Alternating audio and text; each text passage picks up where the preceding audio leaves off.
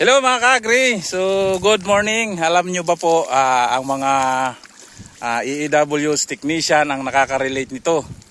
So napakahirap po mga ka-agri pagka nagbabago ng area ang ating farmer. Tulad nga nito, ang dating bukid nila pinitak ay doon, ang isa ay doon. So nagbago ng sukat at nagkaroon ng pagbabago at sila naghati-hati ng bago. So ito ang resulta. Magbabago rin ang upload sa ating RCM.